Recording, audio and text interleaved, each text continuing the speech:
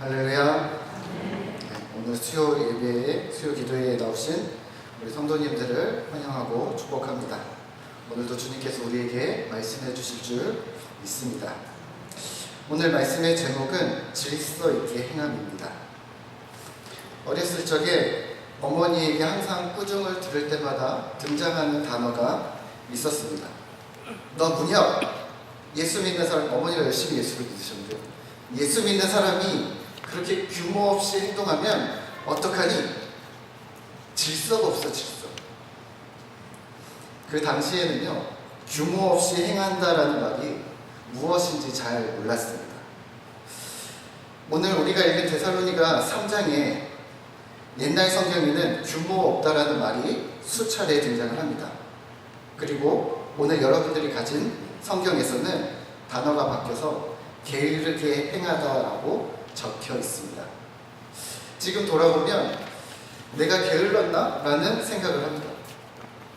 아무리 생각해도 누워서 빈둥거리는 게으름을 말하는 것 같지는 않습니다. 전에 있던 교회에 저에게 은사 목사님이 계신데요. 교역자 회의 때마다 항상 하시던 말씀이 있으셨습니다. 바쁜 목사는 나쁜 목사야. 바쁜 목사는 나쁜 목사야. 바빠서 성도들을 못 만나고 성도들이 찾아와도 시간 내줄 수 없고 바빠서 기도하지 못하고 바빠서 말씀 묵상도 깊이 하지 못하는 바쁜 목사는 나쁜 목사야 라고 그러셨습니다. 그래서 성도님들이 의뢰에 전화하시면 의뢰에 이렇게 얘기하시거든요. 목사님 바쁘신데 죄송해요. 바쁘시죠? 근데 이것 좀 확인해 주실 수 있으세요? 전화 오시면요, 저는 항상 이렇게 대답을 합니다. 네, 저는 바쁘지는 않고 그냥 일이 좀 계속 있을 뿐입니다. 일이 좀 그냥 많죠 이렇게 대답을 합니다. 왜냐하면 우리 은사 목사님의 말씀이 자꾸 생각나요. 바쁜 목사, 나쁜 목사. 저희 집에 4살짜리 딸이 있습니다. 며칠 전 차를 타고 갔는데 뒤에서 이러는 거예요. 아빠는 바쁨쟁이야. 나랑 놀아주지도 않고 맨날 바빠 이러는 거예요. 만화에 나오는 거예요 이게. 저희 아내가 그런데 그 소리에 마음이 철렁 내려가는 거예요. 왜 그럴까요? 바쁜 아빠는 나쁜 아빠. 일이 많은 것과 바쁜 것은 다릅니다. 바쁨은 분주함을 말합니다. 그래서 마땅히 해야 할 것을 놓치는 것. 분주한 마음에 일을 하지만 정작 중요한 우선순위를 놓치고 있는 것을 말합니다. 그게 규모 없음입니다. 해야 할 일을 못하는 게 바로 게으름이라는 겁니다. 누가복음 10장에 예수님이 마르다의 집에 들어갔습니다. 마르다는 준비하는 일이 많아서 마음이 분주합니다. 마리아는 예수님 곁에서 말씀을 듣습니다. 마르다가 말합니다. 예수님, 나 혼자 일하게 두지 마시고 마리아도 일 좀 하라고 좀 얘기 좀 해주십시오. 예수님이 대답하십니다. 마르다야, 내가 많은 일로 염려하고 근심하나 몇 가지만 하든지, 아니 혹 한 가지만이라도 족하니라, 충분하니라. 이렇게 얘기하시는 거예요. 괜찮아, 천천히 해. 다 해도 되는데, 중요한 거 몇 가지만 해도 되는데, 아니 한 가지만 해도 나는 만족할 거야. 오늘 여러분들은 무엇을 선택하시겠습니까? 오늘 데살로니가 후서를 대하면서 우리가 기억해야 할 사실은 데살로니가 교회가 매우 건강한 좋은 교회였다는 사실입니다. 복음을 받은 지 2개월밖에 안 됐습니다. 그럼에도 불구하고 믿음의 영향력이 있었습니다. 극심한 핍박에도 믿음을 굳건히 지켜냅니다. 그리고 이런 교회를 향해 바울은 1차로 데살로니가 전서를 써서 보냈고, 오늘 데살로니가 후서를 2번째로 보내면서 정말로 하고 싶고 중요한 내용들을 강조하고 있습니다. 데살로니가 후서는 전체적으로 3가지 질문에 대한 답변으로 이어집니다. 첫 번째는 핍박, 두 번째는 이단, 세 번째는 나태함입니다. 첫째 데살로니가 교회에 이런 의문이 들었습니다. 신자가 세상에서 당하는 극심한 환난과 핍박을 어떻게 이해해야 합니까? 우리는 어떤 태도를 취해야 합니까? 데살로니가 후서 1장 4절입니다. 그러므로 너희가 견디고 있는 모든 박해와 환난 중에서 너희 인내와 믿음으로 말미암아 하나님의 여러 교회에서 우리가 칭히 자랑하노라. 아멘. 너희 인내와 믿음, 환난 중에 너희가 간직한 인내와 믿음이 너를 하나님 나라에 합당한 자로 만들어줄 거야. 잘하고 있으니 더 힘을 내. 그런데요, 특이하게 데살로니가 후서에서는요, 여기서 한 걸음 더 나아갑니다. 너희를 핍박하는 자들, 고통을 가하는 자들은 하나님께서 심판하실 거야. 그냥 두지 않아요. 이런 거죠. 아들이 울면서 옵니다. 어떤 형아가 때렸어. 그래, 참아, 잘했어, 져주는 게 이기는 거야. 여기서 끝나지 않고 이렇게 얘기하는 거예요. 누구야? 아빠가 가서 혼내줄게. 이게 위로가 된다는 겁니다. 두 번째입니다. 데살로니가 교회에 이단이 출현했습니다. 그리스도의 재림과 관련된 이단들이었는데 이들은 조직적으로 치밀하게 움직였습니다. 2장 2절입니다. 영어로나 또는 말로나 또는 우리에게서 받았다 하는 편지로나 주의 날이 이르렀다고 합니다.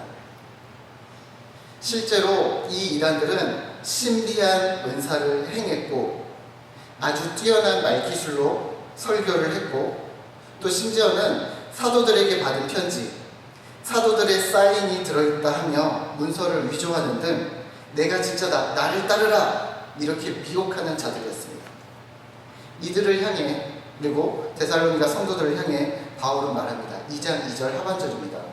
주의 날이 이르렀다고 해서 쉽게 마음이 흔들리거나 두려워하거나 하지 말아야 한다. 아멘. 흔들리지 마라. 두려워하지 마라. 내 삶에서 해야 할 일들을 계속 해 나가야 돼. 이 이야기를 하고 있습니다. 그러면서 오늘 우리가 읽는 3장으로 넘어갑니다. 생각해 볼까요? 1장은 핍박을 이야기합니다. 믿음을 지키는 거예요.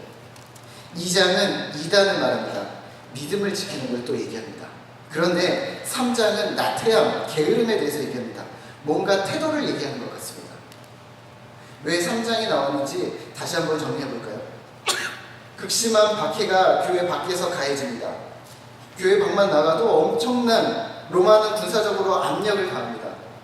설상가상으로 같은 동포인 유대인들은 신자들을 고발합니다. 이런 암담한 상황에 이단들이 틈탑니다. 그래, 곧 예수님이 오실 거야. 그래서 이렇게 힘든 거야. 그러니까 다 그만두고 직장도 재산도 다 바치고 교회 가서 기도만 해. 주님 내일 당장 오시면 어떻게 하려고, 저희 어머니들 어떻게 하려고 그래. 아주 논리적으로 이야기합니다. 그러면서 이 이단들이 베드로, 요한, 바울이 막 사인한 문서들도 보여줍니다. 이봐, 베드로도 바울도 이렇게 사인했잖아.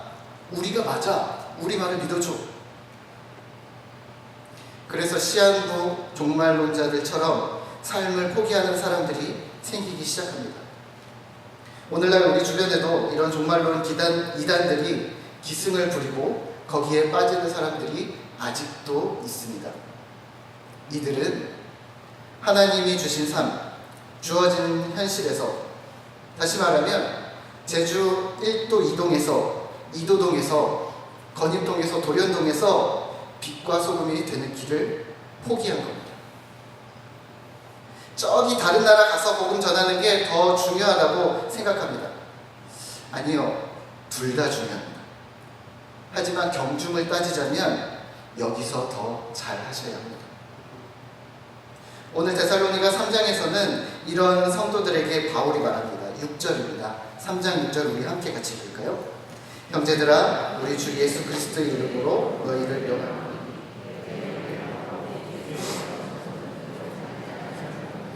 형제에게서 떠나라. 아멘.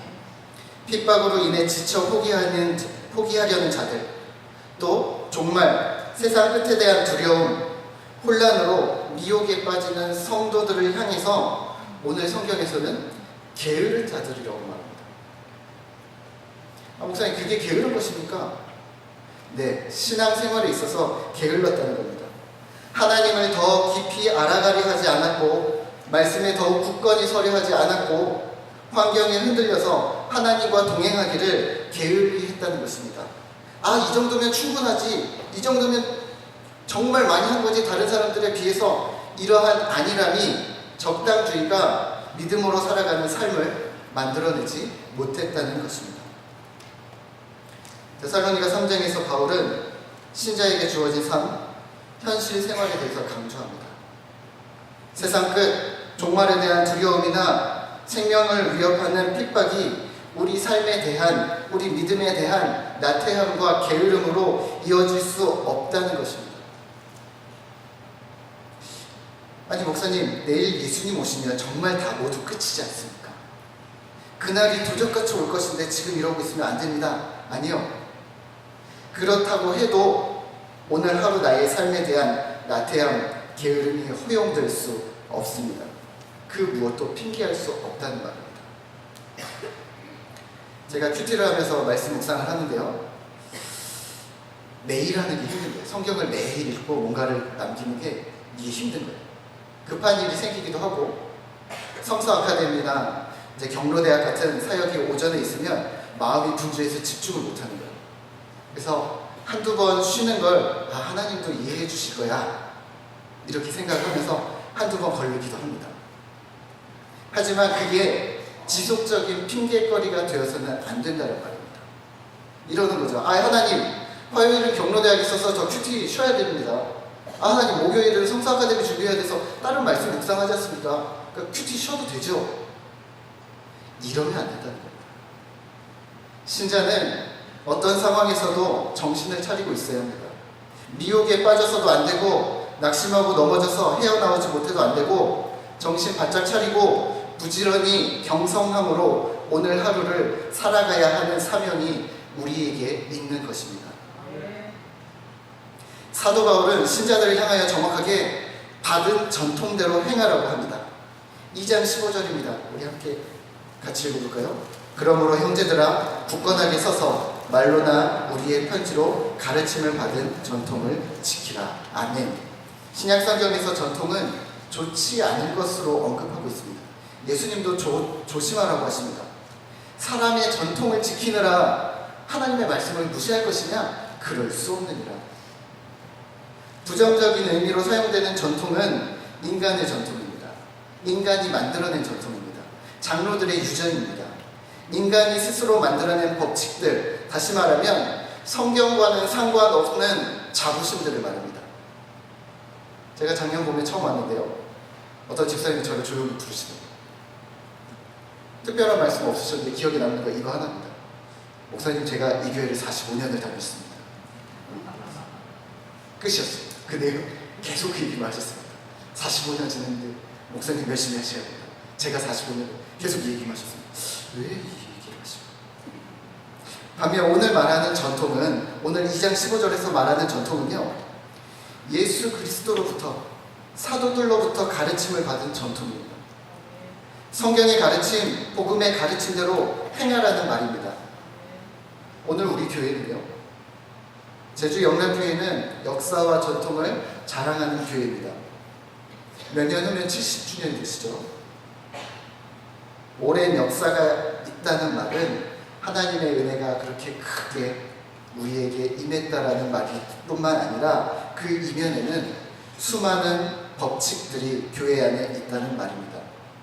부탁드리기는 인간이 만들어낸 사람의 전통이 아닌 하나님의 전통, 말씀의 전통, 복음의 전통을 지켜 행하는 교회가 되셔야 합니다.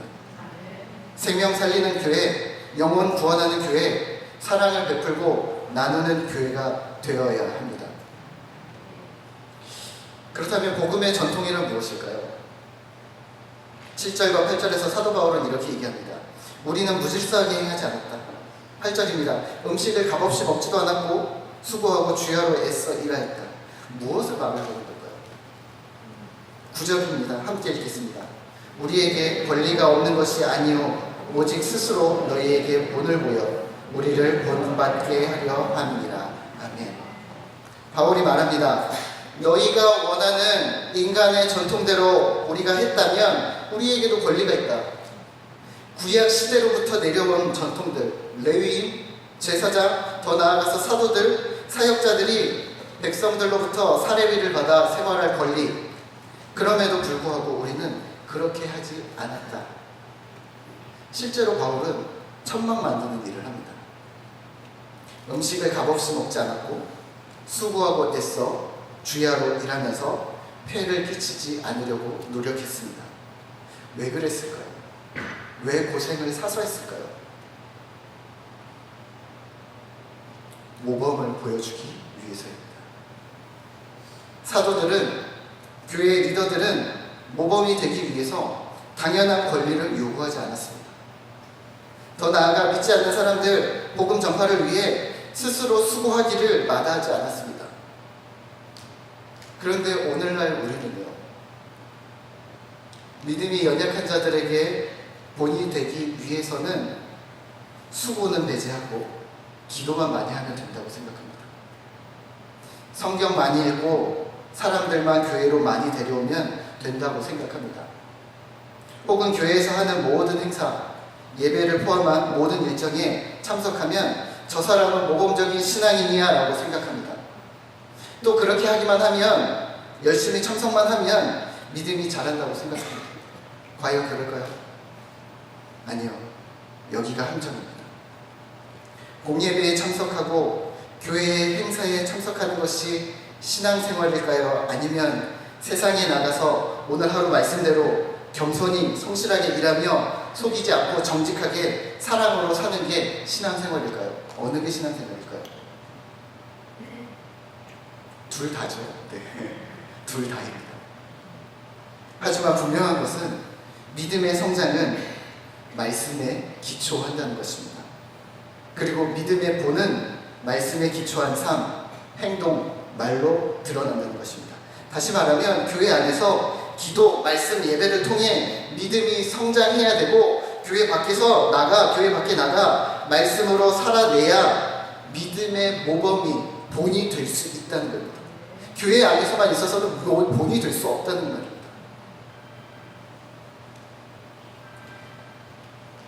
우리 매 주일 예배 때마다 참회기도 하시잖아요. 그렇죠? 이 문구를 기억하실 겁니다. 한 주간 나의 삶, 나의 말, 생각, 행동을 돌아보며 참회의 기도를 드리겠습니다. 질문 하나 할까요? 오늘 이 자리에 계신 성도님들은 오늘 무슨 말을 하셨습니까? 무엇 때문에 기분이 상했고 무엇 때문에 기분이 좋으셨습니까? 어떤 결정을 내리셨습니까? 그래서 그 결정 때문에 거기 같이 있던 비신자들에게 혹은 나랑 같이 있었던 초신자들에게 본이 되었습니까? 아니면 수군거림이 되었습니까? 데살로니가 교회 같은 좋은 교회, 건강한 교회도 문제를 만드는 사람들이 있었습니다. 11절입니다. 제가 읽겠습니다. 우리가 들은즉 너희 가운데 게으르게 행하여 도무지 일하지 아니하고 일을 만들기만 하는 자들이 있다 하니. 게으르게 행하고 일하지 않고 일을 만들기만 하는 자들, 그런 사람들이 2000년 전에도 있었습니다. 오늘날 우리의 교회처럼 말입니다. 일을 만듭니다. 부서를 예로 들까요? 제가 유년부를 하고 있는데요. 기도하자 그랬더니 유년부 기도회를 만들고 초등부 기도회를 만들고 유치부 기도회를 만들고 기도회를 수십 개 만듭니다. 전도하자 그랬더니 유년부 전도팀을 만들고 초등부 전도팀, 소년부 전도팀, 유치부 전도팀을 만듭니다. 그럼 초청잔치도 하자, 부흥회 하자, 세미나 하자. 옆에 교회도 그렇게 하니까 우리도 그렇게 하자. 유명한 교회들, 좋은 교회들이 이런 것을 한다더라. 우리도 그렇게 하자. 네, 기도해야죠. 전도해야죠. 하지만 실제 무릎 꿇고 기도하고 실제 밖에 나가 전도를 해야지 기도에 관한 행사, 전도에 관한 행사, 그런 것으로 믿음의 성장이 이루어지는 것은 아닙니다. 더 큰 문제는 뭐냐면 일은 벌리지만 본인은 일하지 않습니다. 다른 사람이 해야 한다고 생각합니다. 아, 그 집사님은 더 기도해야 돼. 아직. 그 성도는 더 전도해야 돼. 아직 조금 안 됐어. 그 사람은 아 그래 이제 좀 경험이 좀 있으니까 교회 안에 있는 봉사시켜서 교회가 좀 잘 돌아가게 하자. 그런데 정작 본인은 아무것도 하지 않습니다. 제가 전에 있었던 교회에서 장애부사를 했는데요. 농아부를 8년을 했었고 거기서는 사랑부를 5년을 했었습니다. 연초만 되면 교사가 부족한 거예요. 부서 권사님들이 항상 저한테 연초마다 항상 이렇게 얘기했어요. 연말, 연초 때마다 항상 이렇게 얘기했어요. 목사님, 청년부 가서 광고 좀 해서 교사 좀 되고 있어요. 청년들이 일 잘해. 그러시죠. 어른들이 하지 않는데 청년들이 할까요? 나는 안 하면서 다른 성도들, 다른 집사님들 시킨다고 해서 기도하고 전도하고 봉사하고 그럴까요? 아 목사님 저는 예전에 다 했습니다. 그래서 후배들한테 물려주려고 합니다. 아니요, 예전이 아니라 지금 어떻게 하고 계신가를 말하고 있는 중입니다. 거기 사랑부에 70이 되신 장로님 내외가 계셨어요. 제가 30대 중반이었습니다. 그때는 아주 정정하셨어요. 그래서 아이고 저보다 나이가 2배가 많으신 분이 계신데요. 그래서 장로님 사랑부 교사를 어떻게 하실 생각을, 저보다 더 오래되셨어요. 어떻게 하실 생각을 하셨어요? 이거 힘든 사역이에요. 몸으로 막 부대끼고 이러는데. 그래서 언제든 힘들면 저에게 얘기해 주세요. 제가 언제든 장로님 배려해 드리겠습니다. 그랬더니 장로님이 이러시는 거예요. 목사님 뭐가 힘들어요? 장애인 친구들 손 잡고 걸어 다니고 예배 때는 옆에 앉아있기만 하면 되는데 이 정도는 할 수 있어요. 그 장로님 때문에 그 장로님보다 조금 젊은 60대 장로님 두세 분이 더 오셔서 교사가 됐습니다. 장로님이 3분이나 앉아 계시니까 중직 집사님들이 하나둘 오시는 거예요.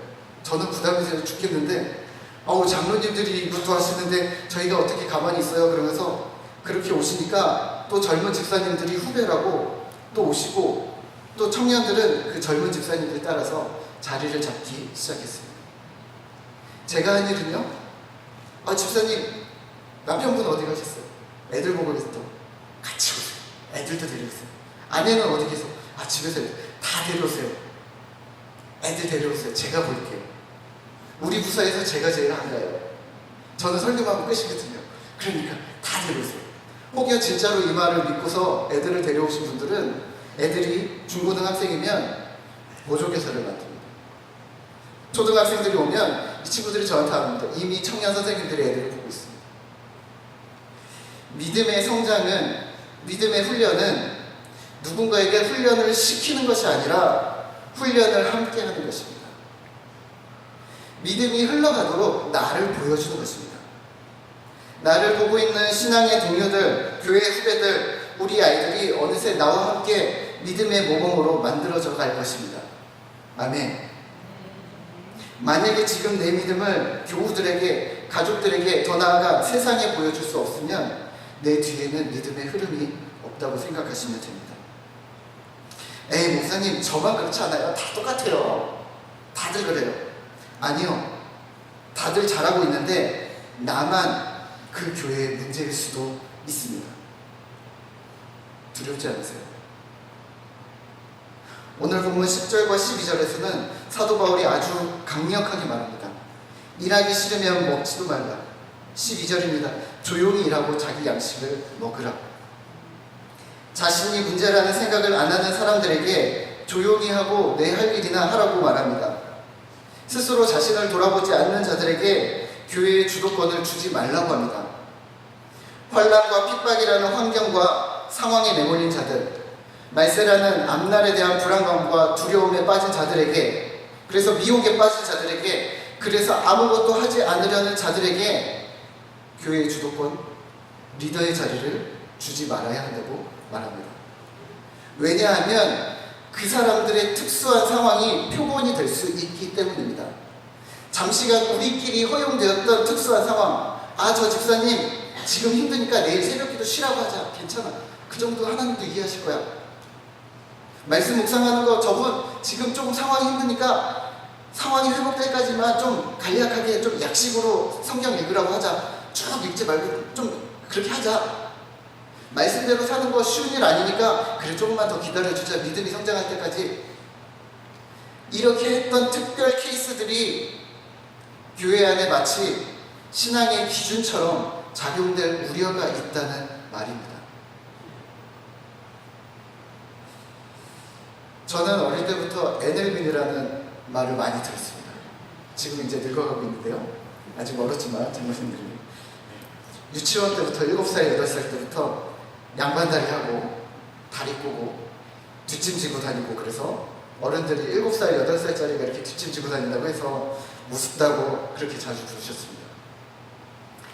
30대 중반이 넘으면서 이제 배가 나오기 시작하고요. 움직이기도 이제 귀찮아지면서 뒷짐지는 것이 편해졌습니다. 그리고 익숙해졌습니다. 뒷짐지면 너무 편한 거예요. 이렇게 딱 지면, 죄송합니다. 지면 허리도 쫙 펴지는 것 같고, 팔을 어디다 둬야 될지 사실 모르겠는데 팔이 딱 모아지고 앞으로 하는 것보다는 뭔가 어깨도 펴지는 것 같고, 그래서 뒷짐지는 게 너무 좋습니다. 그런데요, 저는 교회에서 뒷짐지는 것을 조심합니다. 교회 안에 아버지, 삼촌뻘이신 장로님, 집사님들이 많이 계신데 젊은 목사가 예의 없게 그러면 안 되죠. 혹여 제가 아침 1부 예배 절실해서 항상 안내를 서다가 저도 모르게 뒷짐을 이렇게 해줍니다. 그리고 사람이 아무도 없으면 거울 앞에서 이렇게 저를 봅니다. 그러면 이런 생각이 듭니다. 야, 뒷짐 지니까 주인 같다. 폼이 좀 나네. 제가 요즘에 사극을 보고 있대요. 뒷짐 지고, 야, 이리 오너라 한번 할까? 이런 생각을 합니다. 어울릴까? 그러다가 정신을 차립니다. 야, 문 목사, 너는 교회의 주인이 아니야. 교회의 주인은 예수 그리스도 한 분뿐입니다. 아멘. 우리는요, 우리 모두는 종입니다. 예수 우리 왕이요, 아까 찬양하셨잖아요. 우리는 주님의 백성, 우리는 주님의 종, 주님은 우리의 왕. 권사님, 장로님, 목사님, 전도사님, 교회의 주인이 아닙니다. 하나님 한 분뿐입니다. 교회의 머리는 예수 그리스도 주님밖에 없습니다. 그런데요, 만약에 제가 아무도 없을 때 뒷짐지는 걸 보고, 만약에 새로 오신 목사님들이 저를 보고서 영락교회 안내 설 때는 뒷짐지고 안내를 서야 하는구나 하고 잘못된 행동이 기준으로 적용하면요, 말이 안 되는 일입니다. 근데 이 말이 안 되는 질서가, 행동이 교회 안으로 들어오려고 하고 있고, 사도 바울은 그것을 막아내라고 경고하고 있습니다. 바울은 오늘 13절에서 말하는 대상을 바꿉니다. 형제들아, 교회 안에 어려움을 만드는 자들 말고 사실 조용히 묵묵히 자신의 일들을 잘 감당하고 있는 신실한 성도들에게 말합니다. 13절입니다. 우리 함께 읽겠습니다. 형제들아, 너희는 선을 행하다가 낙심하지 말라. 아멘. 신실하게 믿음을 지켜내는 형제들아, 낙심하지 말라. 선을 행하며 신자의 모습을 지켜내는 자들, 세상에서 또 교회 공동체에서 선한 영향력을 미치는 자들을 향해 실망하지 말아라. 너희가 지켜내고 있는 믿음의 자리, 잘하고 있으니까 환경을 보며, 주변을 보며, 사람을 보며 마음을 상해하지 말라고 말하고 있습니다. 저는 금주 주일을 마지막으로 우리 제주 영락교회에서의 행복했던 사역을 마무리합니다. 작년 봄 특별한 땅 이 제주도에서 농아인 사역의 기회를 열어주신 우리 심상철 목사님께 감사를 드립니다. 또 교단이 다름에도 불구하고 농아부를 위해 큰 결단으로 환영해 주셨던 우리 장로님들에게도 감사를 드립니다. 덕분에 좋은 사역지에서 좋은 사람들을 만났고, 성실하고 진실한 성도님들을 제 인생에서 만날 수 있도록 해주셨습니다. 그동안 부족하고 젊은 목사가 하는 설교를 사람의 말이 아니라 하나님의 말씀으로 받아주시고, 매 설교마다 기대하고 응원하고 지지해 주셨던 성도님들께도 감사를 드립니다. 집사님들, 권사님 보내주셨던 격려 문자, 또 설교 끝날 때마다 오셔서 삶의 다짐을 말씀해 주셨던 장로님, 또 예배 때마다 함께 흘려주셨던 눈물들, 또 외쳐주셨던 아멘 소리가 젊고 연약한 설교자에게 힘이 되었습니다. 잊지 않겠습니다.